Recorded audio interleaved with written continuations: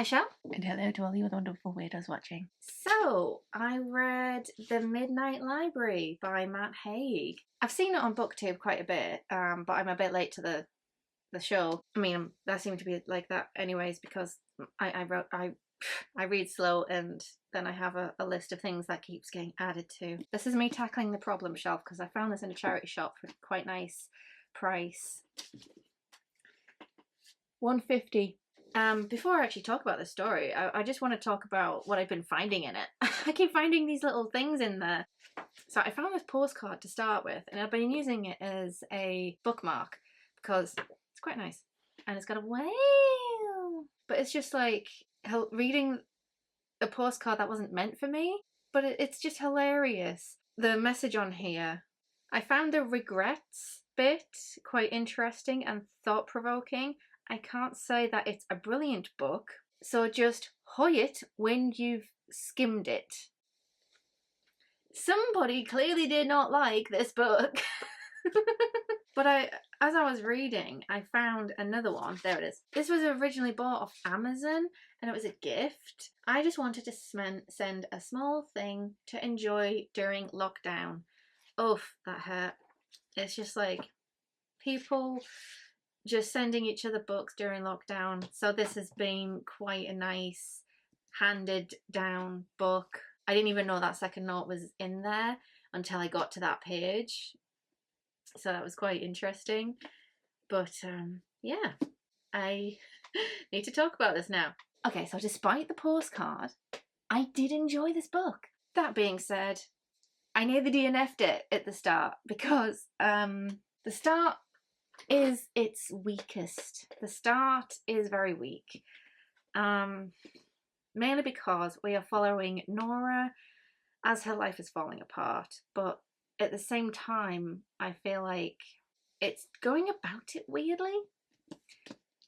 Because her cat has died and she's late for her job because she's had to bury it and she's going through stuff and she's just in a state, and as she's being fired, the guy who runs the shop is kind of firing her in the weirdest dialogue I've ever seen. It's just like, it kind of felt like the lazy dialogue that kind of has to set up the other stuff. And it's quite annoying actually. But yeah, she works in a music shop, or I guess did work in a music shop. But the way Neil is firing her through this dialogue, and it's just like, you have so much going for you. You used to like be doing that. You had interests over here. You could have been so much with your life, but you're here. And it's just, why is this part of you firing her? Just say that she is unreliable, she hasn't sold enough to warrant keeping her around. Make it relevant to why you are firing her. But it's just a little too weird of a dialogue. It just felt like it. It just felt like it was trying to set everything else up, but not doing a good job of it. And then we have meeting Ravi in the newsagent just to like have him be so mad at her so many years after the fact that she dropped out of the band. Who cares? You're like in your 30s and you were in a band in your teenage years. Who cares? Ravi should have been able to move on by now. But no, because she hasn't done much with her life, it kind of holds that against her, going, oh yeah, we could have been so great, but how has like marrying Dan worked out for you? So she kind of left her fiance as well, which is what he's digging at, which is what Ravi was digging at. And so one of the regrets she has was that she left Dan, which kind of annoyed me when we got into that particular thing. But it just felt like the writing was a bit lazy, because I think he just wanted to set things up to get to the bulk of what he wanted to write, which is fine, but it when people pick up your book, you need it to be good. Otherwise, they're going to put it down. Like, I nearly DNF'd it, but I just wanted to go, right, I want to get to the library bit and see how good that bit is. And it also kind of rushed through, like Nora kind of coming to terms with that she wants to die. Because that's part of the plot, is at the beginning, her life is falling apart to the point where she overdoses and ends up at this midnight library. And the rules are, you are here at midnight, and if that clock ticks over because you are forever frozen in midnight. The time is 0000 0000. That is the time. If the time starts ticking, then the time is now up and you will be dead. You have a very limited time because Nora has done the overdose, and so she's kind of trying not to let time start up again, otherwise her consciousness will die. Because when she's at the library, she is in danger of that death, which she's just trying to argue with the librarian. Yes, that's what I want. I want to die. I want to cease living. But the librarian is just like, but you have so many regrets. The Book of Regret is a massive thing that nearly drowns her when she opened it. And it's just every regret she's ever had. And yeah, that would definitely drown people who overthink their life, which Nora has. In this library, every book looks exactly the same. There's no distinguishing between the two. They're all the same, but the contents is different because each contents is a choice done differently. The librarian her job is just to guide Nora to selecting one to spend the rest of her life.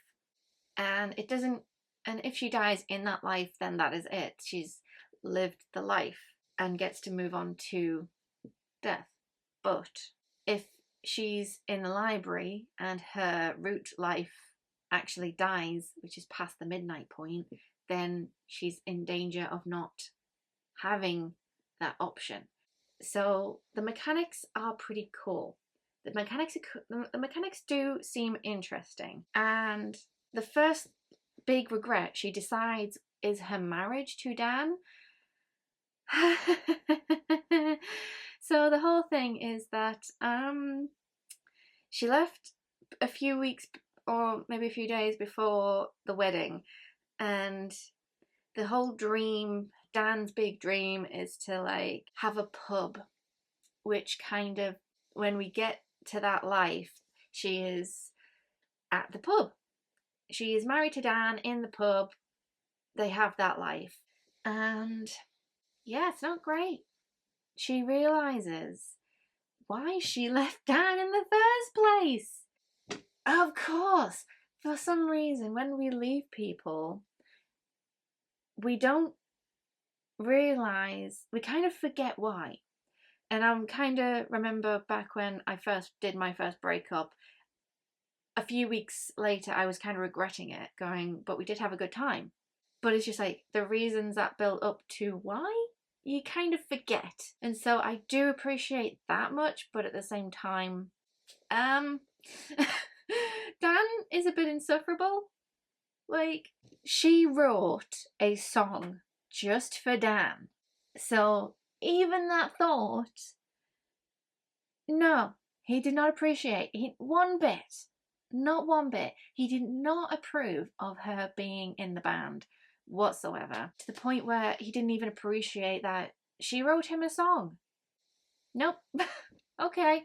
Also, she has to dumb herself down quite a bit. Like, even in quiz night, she was the one putting together the questions, and he was saying, why don't you make the questions a bit more easy? I mean, who knows what this shape even is? What do you call an 8-sided something with 8 sides, or something? Like, what do you call something with 8 sides? And she's just like, I don't know. Like, she knows, but she's just dumbing herself down for him so that she wouldn't have him make fun of her. And it's just, how? did you forget stuff this big? There is a reason why you left him before the wedding. Just because he was good to your mum does not mean he is a good partner. She even brings it up when she's disappointed with this life, and she even confronts Dan at the end, where she's just like, "No, this is what that 8-sided thing is. I just didn't want to tell you because I didn't want you to make fun of me." And so she actually lays it on him exactly why. And did you know how close I was to leaving you before the wedding? Like, turns out the married life is not great because even he's not happy, to the point where he cheated on her. And her figuring out that this is how their life would have ended up if she actually chose that.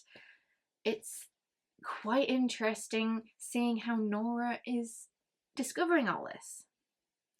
And so we get a nice view on how she can come back to the library, because she has to be free of disappointment with the life. She can return to the library after selecting a life when she's just too disappointed with it, which is pretty cool mechanic, a pretty interesting mechanic. But as it keeps going on, she keeps going through the different ways that every single life she has, it goes through this little cycle of, she picks a life, she has to work out, she has to pretend she's been there for so long, because she doesn't get like any clues or information. She just lands into it. She has to like wing it from there, which is a cool mechanic that she's got to like try and figure herself around. But it also provides quite interesting challenges, because in a life where she's a scientist on an Arctic expedition, she has to avoid talking about glaciers because she has no idea about them. She hasn't gone to university to study that. She went to university to study philosophy in her root life. And even in the one where she's a rock star, she stayed in the band. They got picked up by a deal.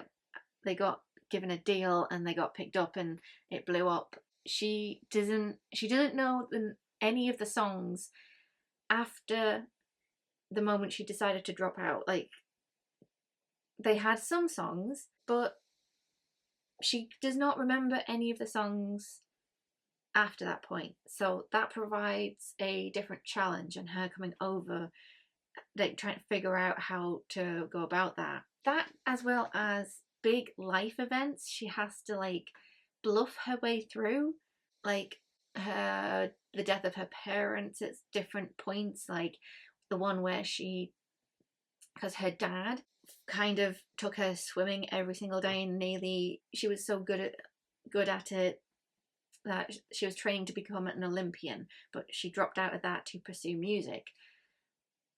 But there was a life where she didn't. She went on to pursue swimming as an Olympian. Her dad got into fitness and didn't have a heart attack.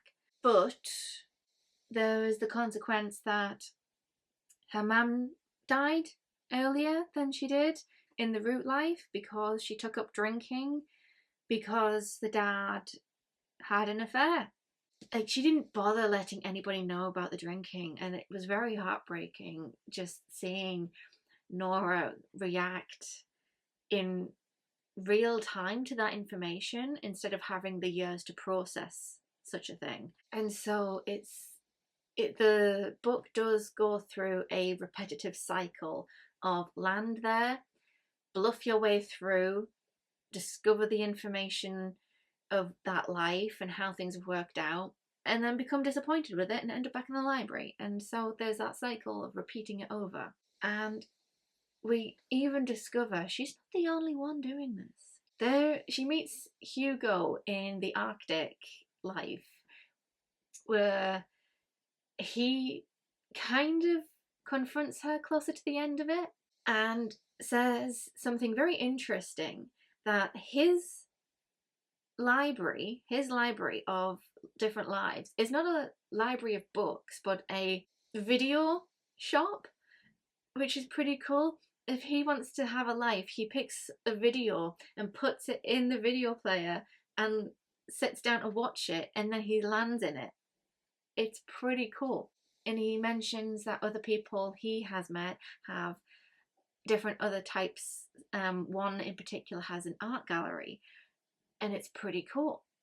It's pretty fascinating. And I like how Matt Haig has included that variance in it as well.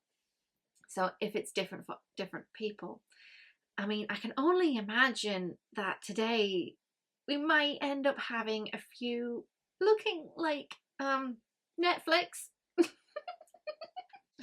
I can only imagine just sitting down in front of a screen as just Netflix playing.